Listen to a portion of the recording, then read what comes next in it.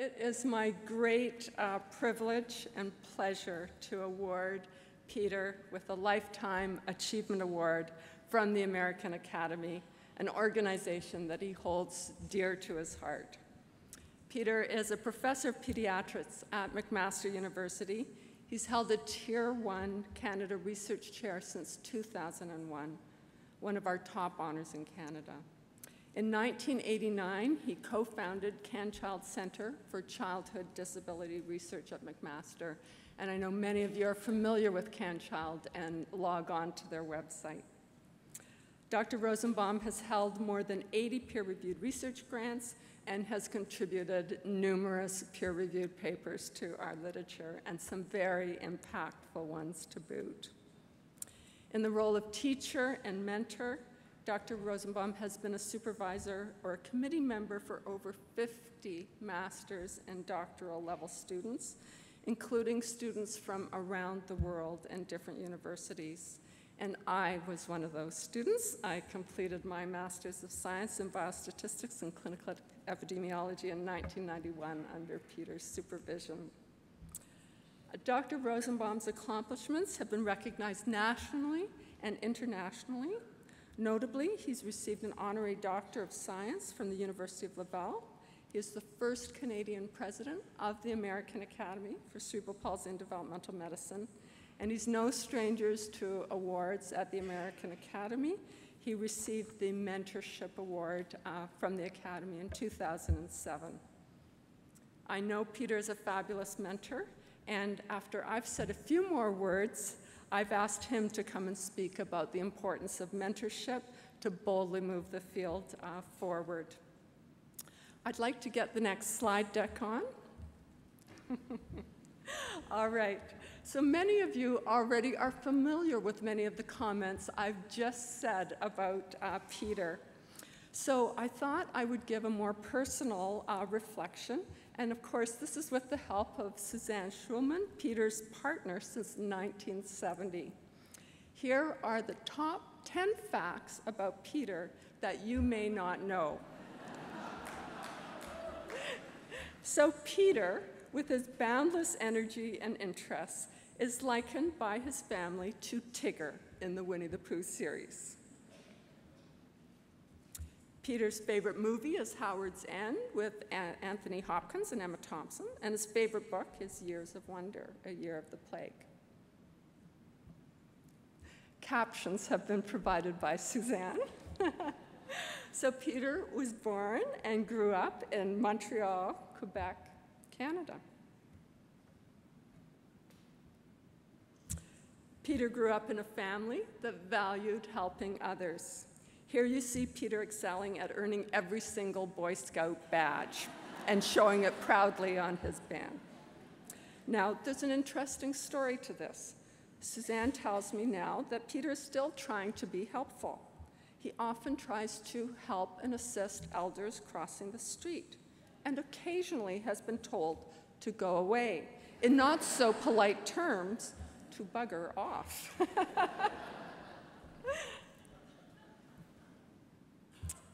Peter met Suzanne, who, by the way, is a renowned classical flautist, when he was a pediatric resident, and they've been together ever since, 45 years. However, did you know that Peter and Suzanne eloped? Apparently, there is a longer backstory to this that we'll have to ask them in private. Number 5. Peter is a great family man, and I know he truly enjoys his 3 children and is very proud of them, and he now has 2 granddaughters. So Pauline is the oldest, and she's a lawyer working for the Ontario government in the Office of the Legislative Council, where she drafts legislation. Joanna, who's in the middle there, is a kinesiology graduate and registered massage therapist. She lives in a beautiful area in Manitoulin Island, and is the mother of Peter's grandchildren, Nova, age 3, and Drew, age 4 months. Daniel, situated beside Peter there, is entering his final year of medical school and is currently on a pediatric rotation in Kitchener. I know Peter's hoping he's going to go into pediatrics.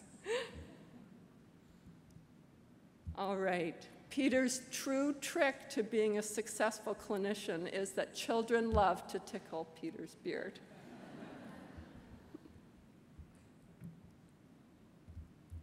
Peter loves all aspects of his job. Pretty much anything he does, he engages in fully and really enjoys it. Peter's passionate about baseball, and particularly the Toronto Blue Jays. And number one, Suzanne tells me that Peter really loves the ICF, the International Classification for Functioning, but really, Peter's true love is Suzanne.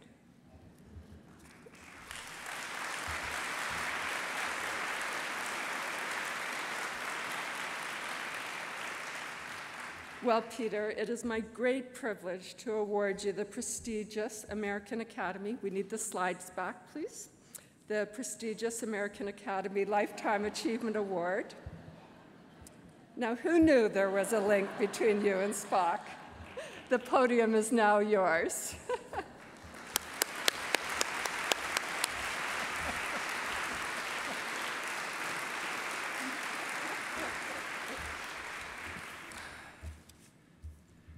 Oh my goodness.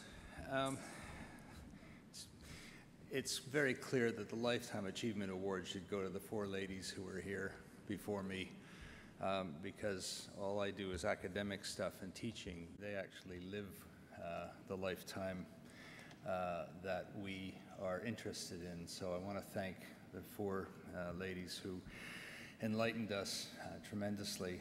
Can I have some slides, please? It doesn't matter which ones. I joined the Academy in 1974, a mere 40 years ago, and came to my first meeting in Denver. And it's staggering to realize what's happened since. I'm just aware of what Mark Twain once said, which was, beware of occasions that require new clothes. I have a new suit, thanks to my flutist boss. How do I advance these slides? Just push the green button? Okay. It's amazing what you can find on Google.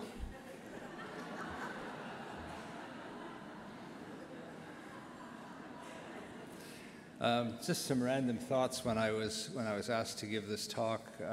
The phrase, as you know, is to boldly go, but hopefully not to infinitive split. Those of you who've been a victim of my obsessions will know that one of them is trying to speak English properly. And so anyway, there it is. The Arkansas Traveler story refers to a folk song about a man who's lost in the wilds of Arkansas and tries to get advice from a farmer, and the farmer is very unhelpful, and the traveler says to him, "You're pretty stupid, ain't you?" The farmer says, "Yeah, but I ain't lost." And then the man says to the farmer, "You lived here all your life?" He said, "Not yet." And my point about the story is I hope I'm not done, despite the fact that I'm being given a Lifetime Achievement Award. The key point that I want to make in the next few minutes is that I didn't plan any of this. This has just evolved in various ways, and I think that probably is true for many of us, and I hope to give you a few examples of the things I've learned along the way. So I gave the title of this talk some months ago to Darcy and the Academy, and it was called "It Takes a Village to Develop a Researcher, Lessons from an Opportunist's Career." And my main editor and advisor is my wife Suzanne, about whom I'll say more. And she was concerned that the notion of opportunist was unflattering, and so I looked it up in Google. And as you'll see here, it says an opportunist, one of the things it says, is a person who exploits circumstances to gain immediate advantage rather than being guided by consistent principles or plan. And she was upset that I might be portraying myself this way. And this was the example in Google. Most burglaries are committed by casual opportunists. So if I can steal a couple more minutes of your time, This is another slightly less rude comment. A person who adapts his actions, responses, etc., to take advantage of opportunities, circumstances, etc. I didn't take the photograph, but I think it does illustrate the point. I want to reflect on three themes that this opportunity got me to think about, and what I call the three forces of why, which I'll explain in a minute. Then I want to talk a little bit about how I and we have proceeded over the past 30 years, and then throw at you a few lessons that I've learned in my development as a researcher. And finally, a few takeaway messages, and as they say, this advice is free and worth every penny. So the notion of why, things that I began, as I look back, you know, how did I get into this? Because if you had asked me the day that photograph of my graduation at the age of 23 was taken and said, do you think you'll ever be a researcher? I'd have fallen about laughing, because researchers were smart people who did clever things, and I was just going to be a doctor. I didn't even know I was going to be a pediatrician at that point. When I got into the business of doing what I have been doing for a long while, I started off the first 5 years at McMaster of saying to families and to learners the things that I had been taught, the things that I could say, I think, quite well and reasonably clearly. And then I started to listen to myself and realized that I had a lot less certainty about the things I was saying than would have been helpful. And I began to become uncomfortable, because even though the things we were saying were hopefully at their best, the kinds of things that our parents this morning have said, I really wasn't sure that they were right. And so there was a lot of uncertainty in my day-to-day work as a developmental pediatrician and teacher. The second thing, and I think it's a word that one of the parents said earlier, is the notion of serendipity. I found myself in the right place at the right time. I went to London with my wife, who was touring all over Europe, and I was learning. And I was lucky enough to be at the Wolfson Centre at the University of London, where I went for a year and stayed for 3, and learned a tremendous amount. And then I was being in the right place at the right time, had the opportunity to go to McMaster, which had a burgeoning program in developmental disability. And McMaster was and remains a place of tremendous opportunity for personal growth, for academic growth, for intellectual growth, because of the expectation that one ask and try to answer questions. And this question here might be, how the hell do we get a piece of that nut from this squirrel? The third notion was the notion of opportunity, and this is where the opportunist idea came out. I worked with a lot of clever people. Many of them were my students, or so-called students. David Cadman was a fellow with us, and then went on as one of the early people to do the degree that Darcy talked about, and then formally became one of my teachers as well as my colleagues.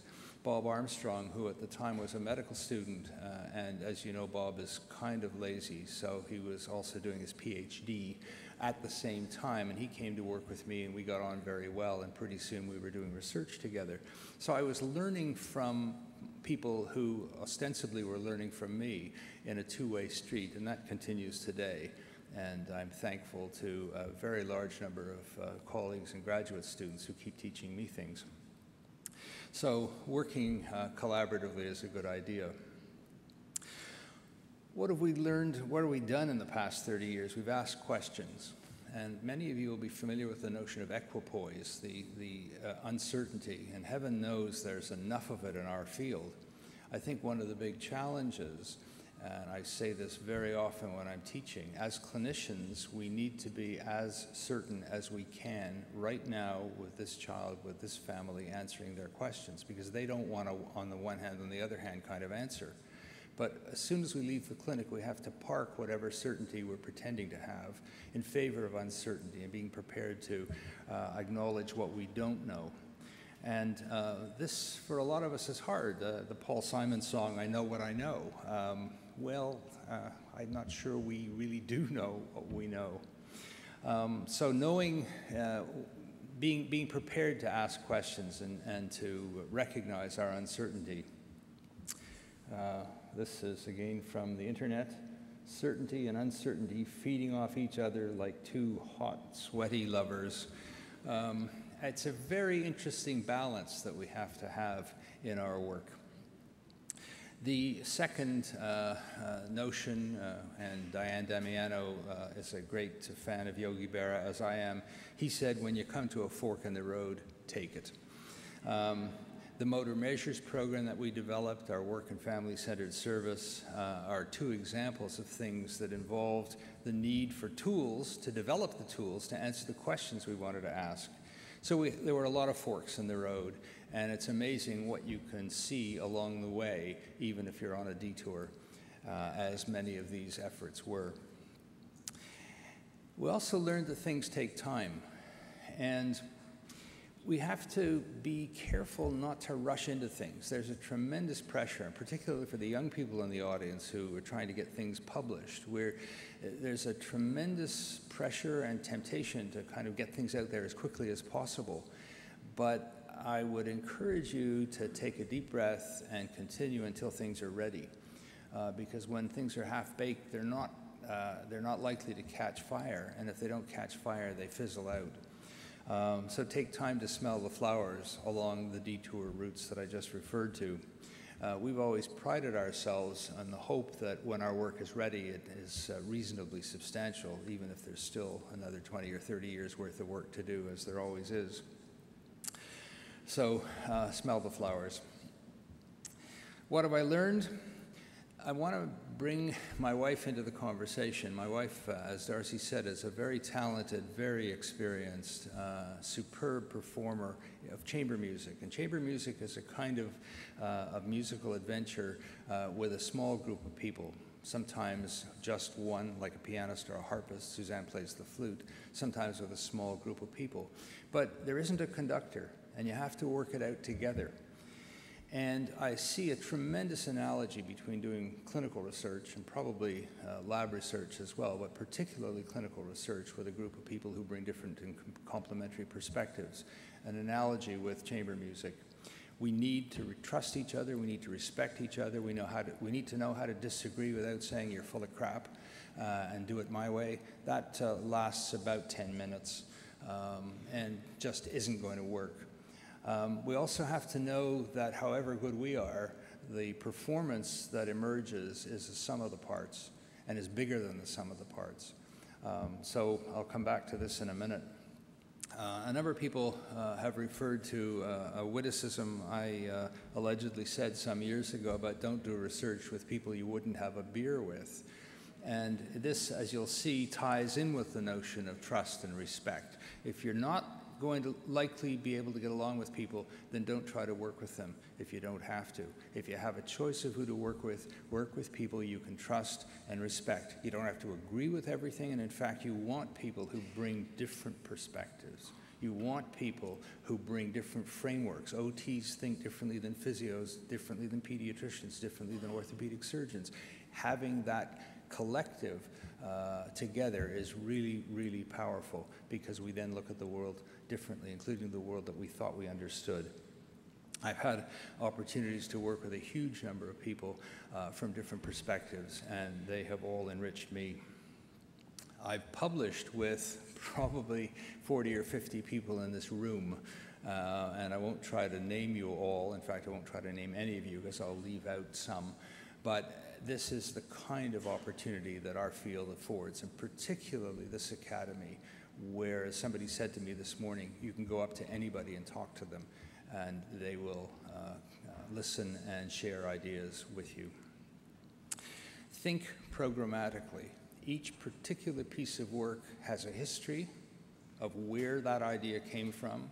There's the piece of work we're doing now, and there's the next pieces. And think about a paper you write.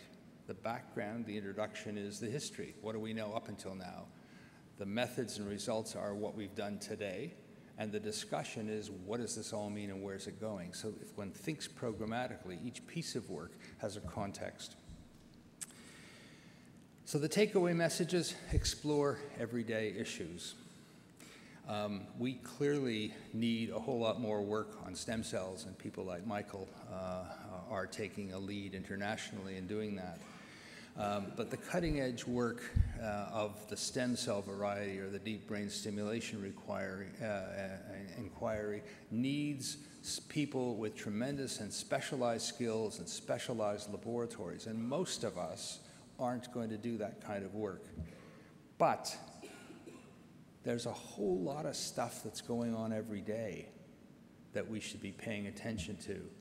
Issues of behavior that Jill talked about, sleep, growth and nutrition, quality of life, how we do the things we do. The list is endless, and the day-to-day things are the things that drive most parents crazy, even though deep brain stimulation may help some people.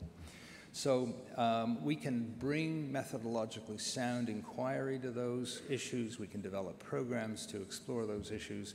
And I just want you to see, for example, in this family of quintuplets, by the way, ladies, a bunch of sissies over there with just triplets. And here we see there are clearly issues of feeding. There are issues of behavior, there are sibling rivalries. If you look closely at the environment, you'll see that there are toileting issues. And who knows what the socio-demographic considerations are here. But this picture, I think, illustrates the potential for enormous research programs.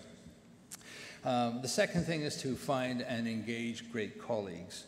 And the second chamber music allusion here is that as a very capable and eminent flutist, Suzanne has to find harpists and pianists and invite them into her sandbox, because pianists don't ever need anybody else to play with. They've got a lifetime's repertoire that they can play on their own.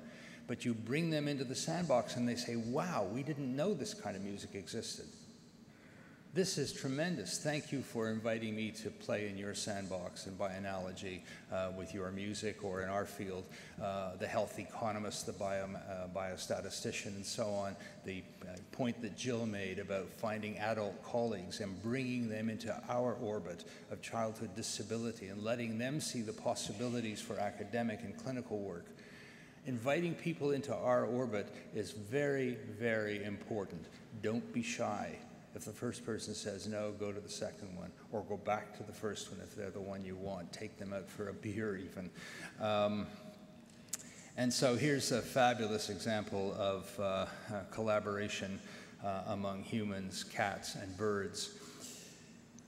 The third takeaway message, and I can't emphasize this too much, is time. Darcy alluded to the fact that I've had a Canada Research Chair, and I've had it I'm in my 14th year, and this has afforded me the opportunity to spend time doing what I and we do. I am luckier than most people. I'm not smarter. I have the luxury of time. And this allows me and our group to do things that would be much harder to do, and were much harder to do before I had this opportunity. In case you can't read it, it says, "You like kayaking, travel, and yoga. I hope you realize that lawyers don't have time for this stuff." And as busy clinicians and teachers, we often don't have time. Find it. I don't know how, but find it. And finally, the point about mentoring. There are tremendous numbers of people who've mentored me, who continue to mentor me, who have been supportive to my personal development, who have enriched my life, who continue to do that.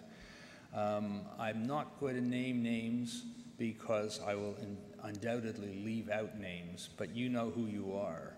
People with whom I have worked, people from whom I have learned. And I cannot thank you enough. I'm here representing a lot of you. I